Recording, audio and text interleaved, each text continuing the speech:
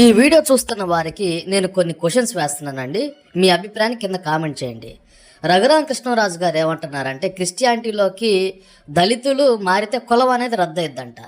చాలామంది కామెంట్ ఏం పెట్టారంటే, దళితులకు ఒక్కళ్ళకే ఇది వర్తిస్తుందా? మరి రెడ్లు, కమ్మలు చాలామంది అగ్రకులాల వాళ్ళు మరి క్రిస్టియానిటీలోకి మారుతున్నారు కదా, మరి వాళ్ళ కులం ఎందుకు రద్దు అవ్వట్లేదా అంటూ ఒక కామెంట్. రెండో కామెంట్ ఏంటంటే, దళితులు క్రిస్టియానిటీలోకి మారితే వాళ్ళ క్యాస్ట్ సర్టిఫికేట్ రద్దు చేసినట్టుగానే రాజకీయ నాయకులు పార్టీలు మారితే వాళ్ళని పూర్తిగా రాజకీయాల్లోంచి నిషేధించాలంటూ ఒక కామెంట్. నేను చెప్పినటువంటి క్వశ్చన్స్ మీద మీ అభిప్రాయం చేయండి.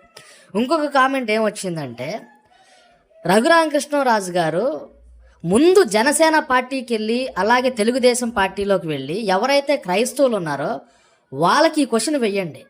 క్రిస్టియన్స్కి ఎవరెవరైతే ఉన్నారో మీ బీసీ సర్టిఫికేట్లు చూపించండి, లేకపోతే మీ క్యాస్ట్ సర్టిఫికేట్ చూపించండి.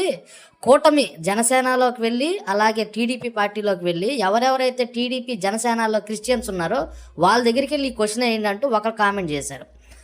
కొంతమంది మన పాస్టర్ అజయ్ బాబు గారు ఉన్నారు, కోట్లలో ఉంటాయండి వ్యూస్. పాస్టర్ అజయ్ బాబు అని కొట్టండి, కోట్లలో ఉంటాయి వ్యూస్. ఆయన ఒక మంచి మాట అన్నారండి. ఇప్పుడు క్రిస్టియన్స్ మీద పడాల్సిన పని లేదు, ప్రతిసారి క్రిస్టియన్స్ అనేది ఒక టాపిక్ తీసుకురావాల్సిన అవసరం లేదు.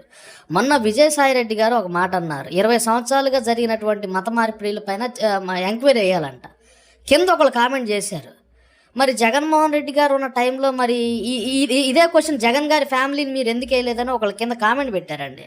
భలే అనిపించింది.